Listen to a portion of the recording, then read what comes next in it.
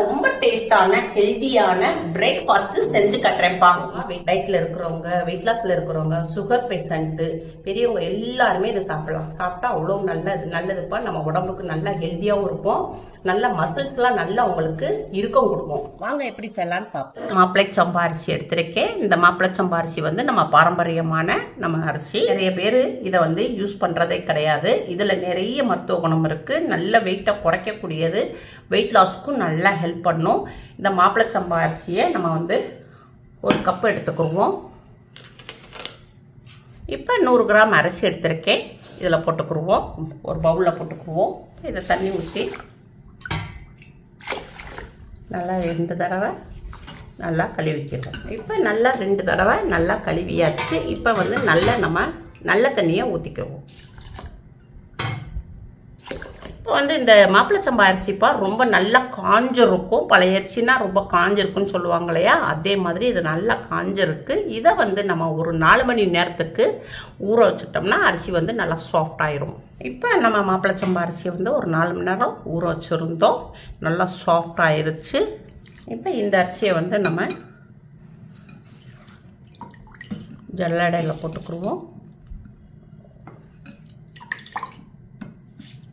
இப்போ நம்ம அரிசியை வந்து ஜல்லடையில் நிறுத்தாச்சு. இந்த தண்ணியை வந்து நம்ம கீழே ஊற்றக்கூடாது. இதை வச்சு தான் நம்ம சமைக்கணும். இதில் அந்த மாப்பிளை சம்பாவுடைய அரிசியோடைய எல்லா சத்துக்களும் இதில் இறங்கியிருக்கு. அதனால் இந்த இதை வச்சே நம்ம இந்த தண்ணியை வச்சே வேக வச்சுருவோம். இப்போ இந்த அரிசியப்போ நம்ம ஒரு மிக்ஸி ஜாரில் போட்டுக்குருவோம். இப்போ மூடி போட்டு இது வந்து நம்ம குறன்னு அரைச்சிக்கணும். அதாவது பொடியாக்கக்கூடாது. ரவை பதத்துக்கு குறன்னு அரைச்சிக்கணும். இப்போ இந்த கப்பில் தான் 1 கப்பு நம்ம மாப்பிளை சம்பா அரிசி எடுத்துருந்தோம். அதை நம்ம ஊற வச்ச தண்ணியை வந்து இதில் அளந்து ஊற்றிக்கிறோம்.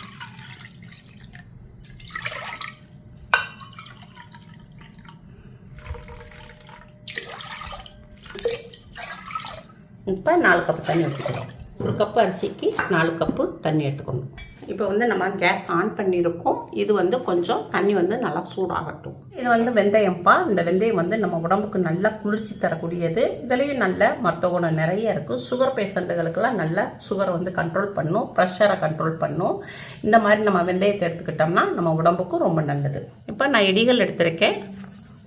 ஒரு அரை டீஸ்பூன் அளவுக்கு வறுத்த வெந்தயம் எடுத்திருக்கேன். லைட்டாக வறுத்திருக்கேன். நல்லா கொஞ்சம் வாசமாகவும் இருக்கும். அந்த நம்மளுக்கு வந்து வெந்தயத்தினுடைய அந்த கசப்புத்தன்மை இருக்காது. அதனால் கொஞ்சம் இதை லைட்டாக இடிச்சுக்கணும். லைட்டாக ரொம்ப பொடியாக்கக்கூடாது. 1-2மா லைட்டாக இடிச்சுக்கிட்டோம். இப்போ நம்ம இடித்து வச்சுருந்த வெந்தயத்தை இந்த தண்ணியில் போட்டுக்குருவோம், அரிசி தண்ணியில். இப்போ நான் வந்து பூண்டு எடுத்திருக்கேன். இந்த பூண்டு நம்மளுக்கு வந்து ப்ரெஷருக்கு ரொம்ப நல்லது. நல்ல ஜீரண சக்தி கொடுக்கும். நம்ம வயிற்றில் இருக்கிற கேஸ் ப்ராப்ளத்தெல்லாம் நல்லா ரிலீஃப் பண்ணி விடும். இப்போ பூண்டையும் நம்ம கொஞ்சம் போட்டுக்கிடுவோம். சின்ன பீஸில் 10 பீஸ் போட்டிருக்கேன். இதையும் லைட்டாக 1-2 தட்டிக்கிடுவோம். இந்த பூண்டை தட்டி போட்டோம்னா நம்மளுக்கு வந்து நல்லா பூண்டுடைய வாசனை ரொம்ப நல்லாயிருக்கும். நல்லா சீக்கிரமாகவும் பூண்டு வெந்துடும். இதையும் நம்ம இந்த அரிசி தண்ணியில் போட்டுக்கிடுவோம். இப்போ அரிசியை வந்து மாப்பிளை சம்பா அரிசியை அடித்தாச்சு. நல்லா பல்ஸில் ஒரு 3 சுற்று தான்ப்பா சுற்றினேன். சுத்தமே தான் இந்த ரவை பதத்துக்கு வந்துருச்சு. பூண்டும் வெந்தயமும் வெந்துக்கிட்டு இருக்கு. ரவை பதத்துக்கு அரைச்ச இந்த மாப்பிளை சம்பா அரிசியை இந்த இதில் போட்டுக்குவோம். இப்போ நம்ம எல்லாத்தையும் போட்டாச்சு. இதை உடனே நம்ம கிண்டிடணும், இல்லாட்டா கீழே வந்து அடி பிடிச்சிரும். இப்போ இதை மூடி போட்டு ஒரு 5 நிமிஷத்துக்கு ஸ்லோவில் வச்சு வேக விடணும். அந்த 5 நிமிஷத்துலேயும் நம்ம அப்பப்போ நம்ம கிண்டிக்கிட்டே இருக்கணும். இல்லாட்டா அடியில் வந்து நின்றுக்குறோம். அடியில் நின்று கறி பிடிச்சிரும். இப்போ நம்ம வந்து ஓப்பன் பண்ணி பார்ப்போம். இப்போ லைட்டாக நல்லா கெட்டி ஆயிடுச்சு கஞ்சி. எவ்வளோ அருமையாக இருக்காங்க. இப்போ கஞ்சி வந்து நல்லா வெந்துக்கிட்டு வருது. இப்போ தேவையான அளவுக்கு பிங்க் சால்ட்டு போட்டுக்குருவோம். எல்லாத்தையும் நல்லா மிக்ஸ் பண்ணிக்கிடுவோம். இப்போ நம்ம இந்த கஞ்சியை வந்துப்பா ஒரு 15 நிமிஷத்துக்கு ஸ்லோவில் வச்சு வேக விடுவோம். இப்போ ஓப்பன் பண்ணுவோம். இப்போ நல்லா மிக்ஸ் பண்ணிக்கிறோம். நல்லா வெந்துருச்சுப்பா, பசுப்பமாக வந்துருச்சு. இந்த பூண்டெல்லாம் நல்லா வெந்துருச்சு. பூண்டு வெந்தயம் ஓப்பன் பண்ணோடனே நம்ம அந்த பூண்டு பூண்டு உடைய வாசமும் நல்ல அந்த வெந்தயத்துடைய வாசமும் ரொம்ப நல்லா இருக்குது. நம்ம வந்து ஒரு 5 நிமிஷத்துக்கு வேக விட்டுருந்தேன். அது வெந்த பிறகு அது வேகும் போது நல்லா கொஞ்சம் கெட்டியாயிருச்சு.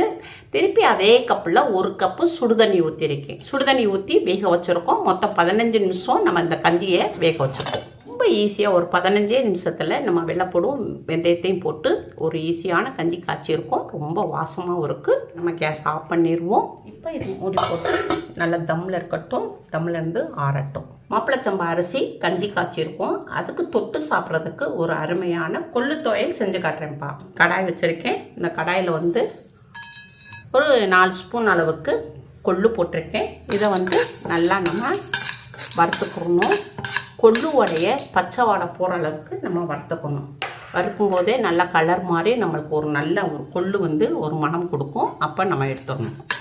இப்போ வந்து நல்லா கலர் மாறிடுச்சு. நல்லா வறுத்தாச்சு. நல்ல ஒரு கொள்ளு உடைய நறுமணம் வருது. இதை வந்து பிளேட்டில் மாற்றிக்கிறோம். இது கொஞ்சம் ஆறட்டும். இந்த அளவுக்கு தேங்காய் சில்லு எடுத்துருக்கேன். இதை நம்ம வந்து பொடியாக நறுக்கி போட்டுக்குருவோம். காரத்துக்கு பட்டை மிளகாய் எடுத்துருக்கேன். வறுத்த கொள்ளட்டு போட்டுருவோம். இப்போ இதை வந்து நம்ம பொடியாக்கிக்கிடுவோம்.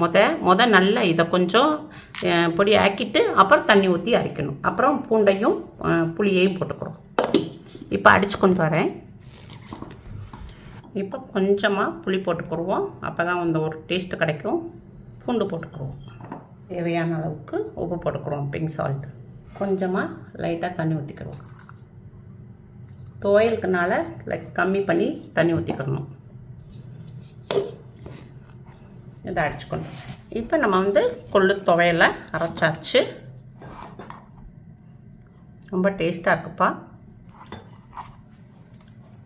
இப்போ வந்து நம்ம இதை வந்து பவுலில் மாற்றிக்கிடுவோம்.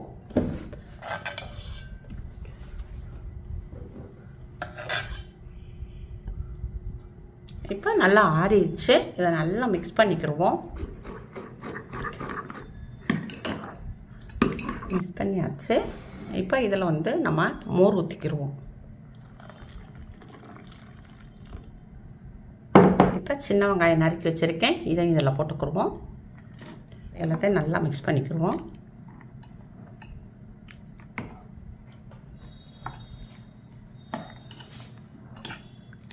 சின்ன வெங்காயம், மோர், வெந்தயம், வெள்ளைப்பூடு இது வந்து இது எல்லாமே நம்ம உடம்புக்கு நல்ல ஹெல்தியானது. நல்ல நம்மளுக்கு இம்யூனிட்டி பவரையும் நம்மளுக்கு அதிகரிக்கும். இப்போ இதை வந்து நம்ம ஒரு பவுலில் எடுத்துக்கிடுவோம். ரொம்ப ஹெல்தியான டேஸ்டான மாப்பிளை சம்பா கஞ்சி ரெடி ஆயிடுச்சு. மாப்பிளை சம்பா அரிசி கஞ்சியில் வந்து அதிகமான ஃபைபர் இருக்குது. நல்லா உங்களுக்கு மலச்சிக்கல் இருக்காது. நம்ம உடம்பும் நம்ம வெயிட் இல்லாமல் நல்லா லேஸாக இருக்கும். இந்த மாதிரி கஞ்சி குடித்தோம்னா அதிக நேரம் உங்களுக்கு பசிக்காது. நல்லா பசியும் தாங்கும். வெயிட்டையும் நல்லா குறைக்கும். வெயிட் லாஸ்க்கும் ரொம்ப நல்லா ஹெல்ப் பண்ணும். இந்த மாப்பிளை சம்பா அரிசி கஞ்சியை வந்துப்பா நம்ம வந்து பிரேக்ஃபாஸ்ட்டுக்கும் எடுத்துக்கலாம். நைட்டு டின்னருக்கும் நம்ம வந்து சாப்பிட்டுக்கலாம். இந்த மாதிரி நம்ம சாப்பிட்டோம்னா நம்ம வயிற்றில் உள்ள கெட்ட கொழுப்பு, கெட்ட நீர் இதெல்லாம் நல்லா கரைக்கக்கூடியது. வெயிட்டும் அதிகமாக உழுகாது. இந்த மாப்பிளை சம்பா அரிசி கஞ்சிக்கும் இந்த கொள்ளு துவையலுக்கும் ரொம்ப அட்டகாசமாக இருக்கா. ரொம்ப ரொம்ப டேஸ்ட்டாக இருக்குது. இது எல்லாருமே சாப்பிட்லாம்ப்பா. சின்னவங்கலேருந்து பெரியவங்க வரை எல்லாருமே சாப்பிட்லாம். சுகர் பேஷண்ட்டு, வெயிட் லாஸில் இருக்கிறவங்க, டயட்டில் இருக்கிறவங்க, சின்னவங்கலேருந்து பெரியவங்க வரை எல்லாருமே சாப்பிட்லாம்ப்பா. உங்கள் வீட்டில் செஞ்சு பாருங்கள். அம்மாவுக்கு லைக் பண்ணுங்கள், ஷேர் பண்ணுங்கள், சப்ஸ்கிரைப் பண்ணுங்கள். அடுத்த வீடியோ பார்ப்போம். பாய்.